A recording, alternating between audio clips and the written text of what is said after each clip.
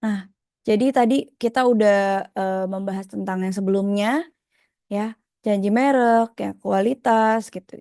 Nah, kita sekarang untuk membangun kredibilitas dengan nilai-nilai inti pelanggan melalui upaya pencitraan merek. Jadi, bagaimana caranya untuk membuat pelanggan percaya dengan kita, gitu ya. Mungkin bisa menyediakan pengalaman yang emosional, gitu ya. Kira-kira brand ini enak banget nih rasanya, atau lebih gampang inilah untuk pembayaran dibanding yang ini nggak ada fee-nya gitu. Itu juga membuat penawaran yang kuat nih, misalkan untuk bertahan di gencaran dari merek-merek lain. Contohnya nih ya, saya beritahu di sana ada Haus nggak? Haus yang abang-abang gerobak, ada nggak? Kayaknya belum ada deh Kak. Haus. Belum ya? Nah, mungkin kalau Kopi Jago ada nggak sih di sana? Kopi-kopian di Nggak pinggir ada. jalan. Oh, yang di gerobak yang abang-abang dorong. Kalau yang gerobak abang-abang dorong tuh mungkin kayak cendol, kayak gitu. Kayak Oh, cendol-cendol dawet gitu. bukan yang kayak gini ya. Bentar, saya beritahu dulu. Misalkan,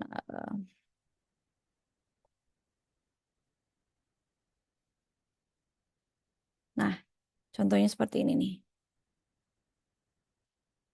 Yang kayak gini, abang-abang kayak gini, ada nggak? Ada Bu, ada. Itu apa? Brand Kopi. apa? Kopi ya? Nah, Nggak, maksudnya brandnya apa? oh, kalau berarti belum ada. Saya Nggak. punya lokal yang anak muda. Oh, oke. Nah, kan udah ada nih ya. Nah, jujur nih, saya lagi melihat ya. Ranah-ranah yang seperti itu ya banyak mulai berjamur, berawal dari Jakarta, namanya Kopi Jago ya.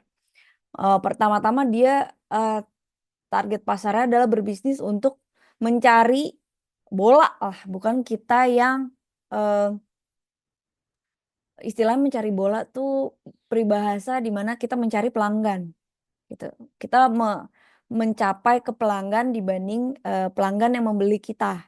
Kan biasanya mereka berjualannya di toko-toko. Tapi saat ini mereka berjualannya berkeliling gitu. Nah, yang saya lihat saat ini sudah banyak merek-merek besar. Mungkin nanti one day Nescafe udah sampai sana. Jadi Nescafe mengeluarkan seperti itu, toko-toko yang lebih di jalan gitu ya. Kecil-kecil, harganya Rp5.000 adik-adik, murah sekali. Itu apa ya? Branding yang kuat mereka sudah punya, bahkan produk besar saja mulai turun ke jalanan untuk em, nah itu susahnya adalah bagaimana Haus atau brand-brand kopi yang lainnya ini dapat melawan Nescafe ini. Saya karena harganya jauh lebih murah, 5.000 udah dapet semuanya. Jadi kalau Haus dan lainnya bisa 8.000, 10.000 gitu. Bahkan ada yang Rp16.000 sampai 20. Tapi ini Rp5.000. Nah, saya nggak tahu nih nanti gimana. Jadi adik-adik harus hati-hati di mana adik-adik sudah ngide gitu ya. Di mana oh, saya akan kayak seperti ini, tapi nanti diikuti oleh yang lainnya. Jadi harus hati-hati nih ya ketika berbisnis. Jadi apalagi nih yang buat membangun branding kita agar tetap laku dengan harga yang memang sudah kita tentukan. Nah, itu saya sedihnya adalah saat ini brand-brand besar sudah turun langsung melewati sosial media, melalui toko-toko besar, melalui e-commerce. Nah, itu eh, kita nih ya sebagai zaman dulu ya mungkin ibu saya cerita gitu ya. Zaman dulu kita bisa bisnis namanya adalah bisnis namanya cicilan panci. Adik-adik pernah dengar ibu dulu cicilan panci, ibu dulu cicilan perabotan rumah tangga, pernah nggak? dahulu kala. Dengar gak? Enggak ya? Nah, kalau sekarang kita udah diambil oleh platform namanya mungkin pinjol, mungkin Shopee Pay, terus kemudian Shopee Pay Later gitu ya. Nah, itu adalah bisnis yang sebenarnya ada dari sebelumnya gitu ya. Jadi ambil barang dulu, bayar nanti. Nah, itu sebenarnya bisnis-bisnis ibu-ibu zaman dahulu kala yang memang ya udah mau beli apa, mau beli HP, cicil deh kredit sama ibu gitu. Nah, kalau sekarang udah diambil oleh si pay later semua. Jadi perkembangan zamannya sekarang udah mulai pembisnis gitu ya. Yang kita UMKM ini makin terjepit gitu. Jadi saya jujur aja nih, jadi saya sambil melihat ya UMKM ini semakin terjepit oleh eh, memang brand-brand yang besar. Jadi adik-adik ketika mau membangun bisnis ini harus benar-benar cari gimana kalau ada tamparan atau mungkin ada brand besar yang mengikuti kita gitu ya. Kita kalah harga, kita kalah brand gitu ya. Tapi mereka mengikuti ide kita. Jadi harus hati-hati adik-adik. Jadi mungkin kita lihat prospek-prospek ke depannya, kita lihat untuk negatifnya, kalau misalkan ada negatif dari si produk ini gimana, gitu. Kita harus melihat membuat branding lagi nih, pencitraan merek lagi, gimana cara? Ini bagus loh, kita bener-bener dari awal, bukan dari yang seperti apa, gitu. Misalkan seperti itu. Jadi em, apa ya? Sekarang tuh makin untuk kita yang berbisnis gitu ya. Sekarang kita membangun branding itu agar kuat ini bagaimana gitu ya. Bisa seperti kemarin ya yang saya cerita, and pure. Setiap ini kontennya ngasih uang kepada orang, follow. Kalau nggak follow nanti eh, nggak dapat uang gitu atau mungkin dapat produknya. Nah, itu termasuk dalam menampilkan konten di mana agar orang-orang tersebut dapat mengenal brand tersebut gitu ya. Akhirnya sekarang kalau ditanya mau pakai apa? Pakai buat cuci mukanya buat apa tuh namanya? Tonernya pakai Anpure deh. Dan dengan harga yang lumayan mahal gitu ya. Tapi dia bisa menang tuh untuk pencitraan brandingnya. Tuh. Tapi kita bisa lihat lagi gimana ada apa lagi nih yang sebenarnya masuk. Jujur saya lihat sekarang brand-brand kosmetik udah banyak banget. Zaman dulu Sumansari Ayu, mungkin Martha Tilaar. Sekarang udah Wardah, terus kemudian apa tuh? Skintific, apalagi tuh banyak sekali. Ini contoh ya, saya contohkan gitu. Jadi sebenarnya gimana nih pelanggan bisa dapat memilih karena banyak pilihan gitu ya. Biasanya pelanggan yang ingin merek konsisten ini biasanya mengambil gimana kita caranya untuk pelanggan ini mengambil keputusan. Contoh ya adik-adik, em, di sana ada es teh nggak sih? Es teh yang es teh gitu. Kayak gini nih. Saya share dulu. Misalkan contohnya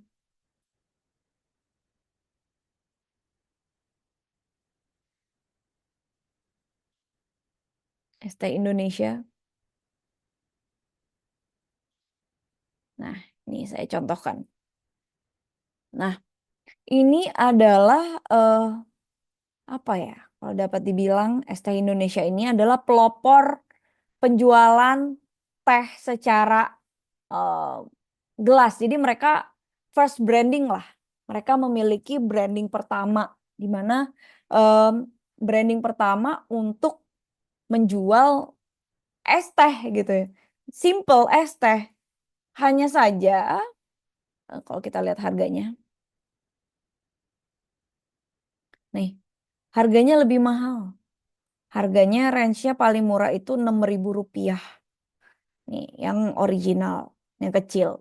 Sedangkan yang besar 9.000. Nah, saat ini mereka kalah dengan namanya ST.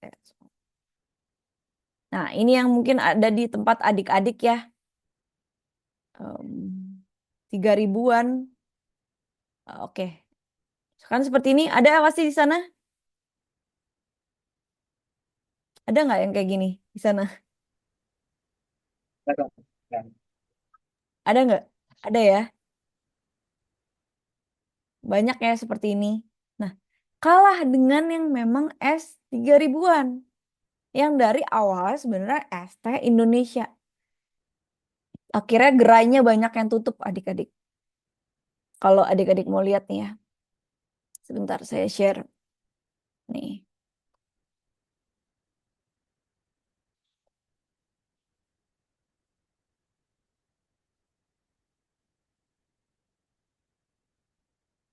Nah, nih. Nih. Nah, karena persaingan bisnis, jadi banyak gerai yang tutup permanen. Aduh, mana ya? Jadi gitulah. Saya hanya memberitahu bahwa ketika adik-adik inspiratif gitu ya, awal-awal saja diikuti oleh apa ya? Hati-hati aja untuk diikuti oleh orang lain gitu ya, atau mungkin pemilik usaha yang lain yang memang bisa memberikan lebih murah, itu dapat berdampak pada usaha adik-adik. Walaupun adik-adik sebenarnya idenya cemerlang gitu ya. Contohnya seperti itu ya. Kopi Jago kalah sama Haus sama nanti Nescafe nih udah mulai menjalar. Mungkin ke sana agak waiting ya gitu ya. Saya pun melihat untuk hal tersebut. Jadi memang eh, kita harus konsisten adik-adik, di mana ada keputusan-keputusan konsumen yang harus kita ambil gitu ya. Misalkan konsumen maunya yang murah, maunya apa?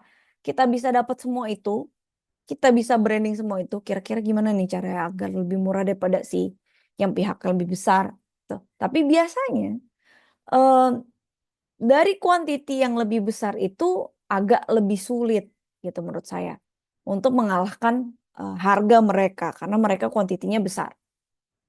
Tapi kita bisa mengalahkan dengan cara mungkin kita itu yang em, lebih baik gitu. Contohnya nih, di sana udah ada ayam almas belum? Belum Kak, Yang ayam ini almas. belum ya? Sebentar, yang ini almas fried chicken. Mas. Nah, saat ini kalau adik-adik bisa lihat, nih, yang ini udah ada belum? Yang warna oranye kayak gini,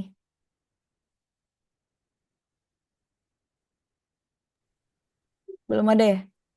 Belum ada, Bu. Nah, ini contoh ya.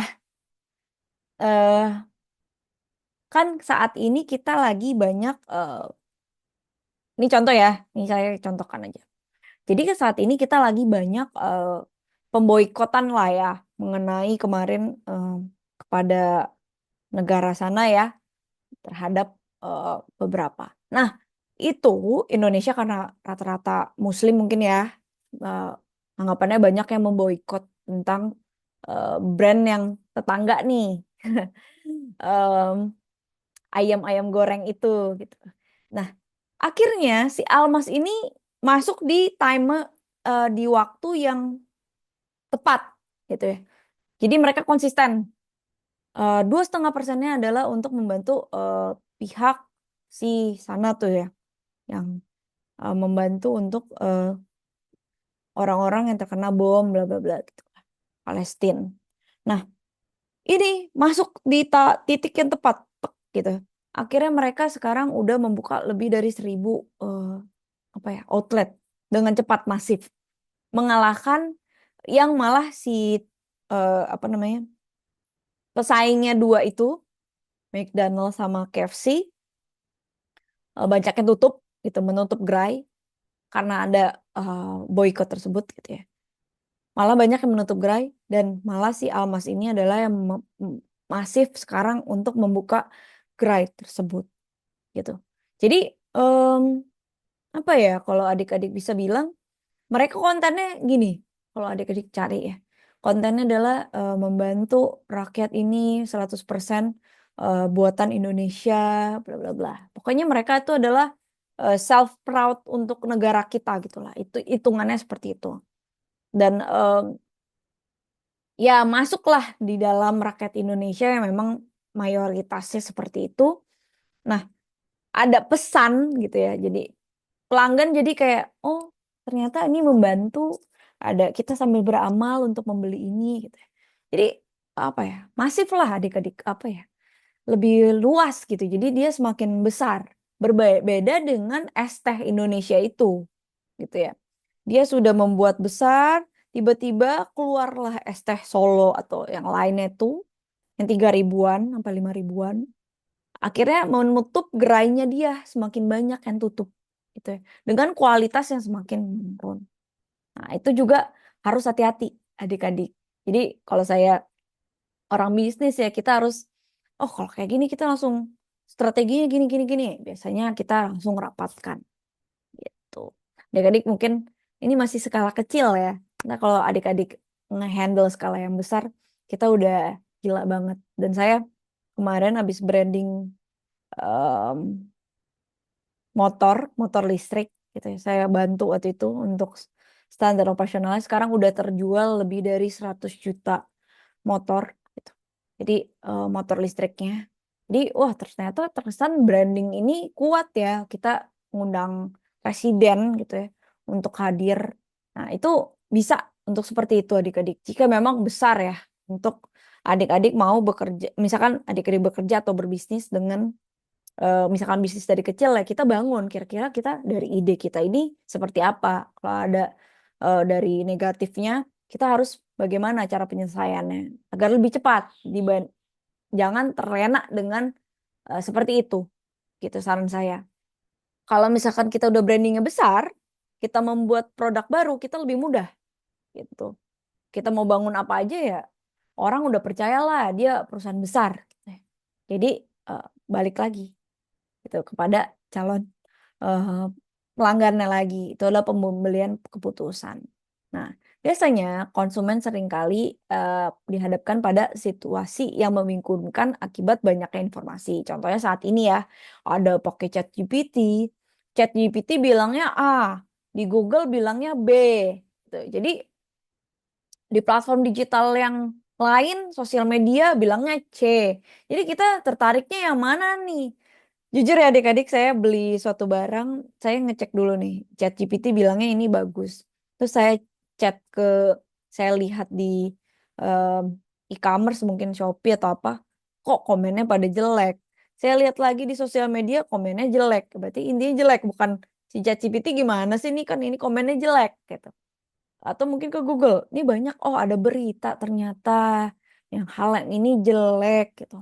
Jadi kita bisa dari banyak informasi ya kita makin membingungkan untuk membeli sesuatu. Jadi konsumen makin bingung mau beli barangnya sebenarnya yang mana. Gitu.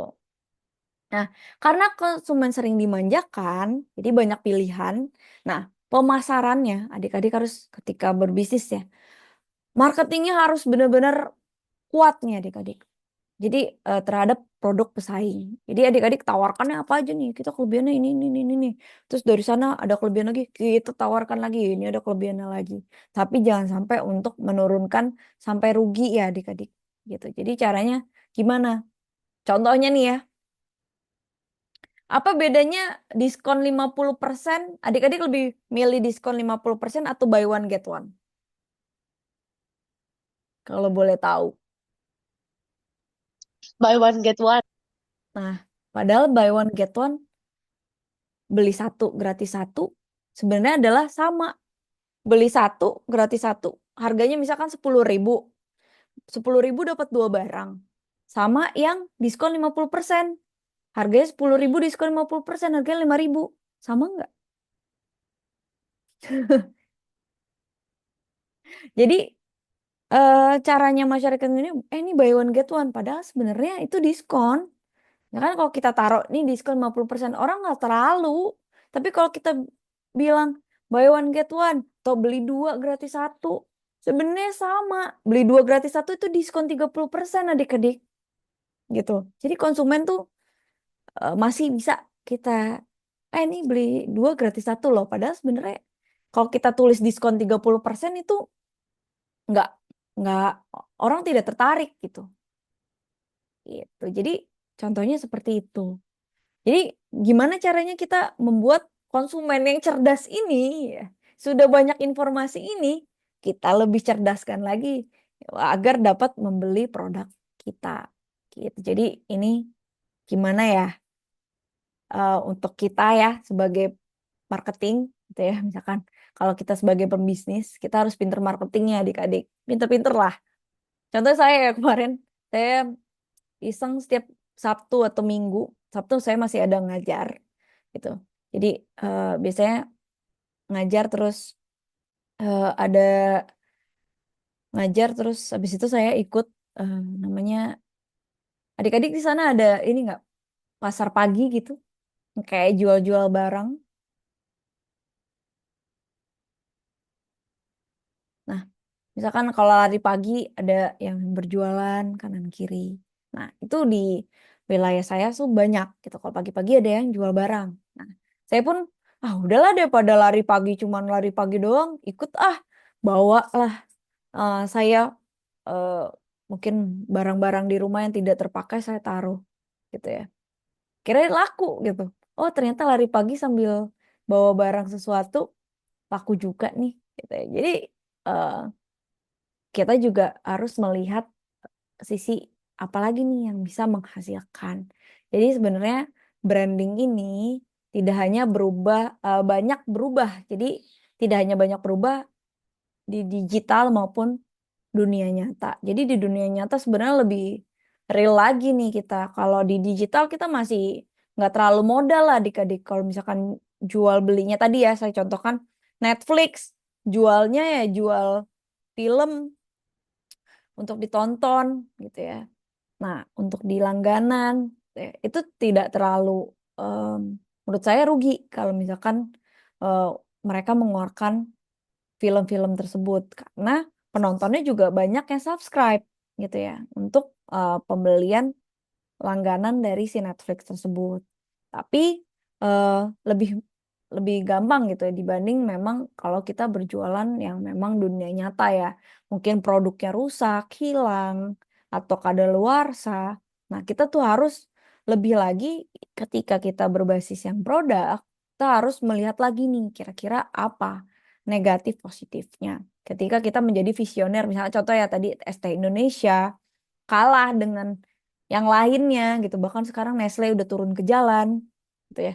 Dan ada janji merek yang konsisten gitu. Jadi kita harus punya brand yang konsisten, menjaga kualitas maupun misalkan pengiriman dengan on time dan lain-lain.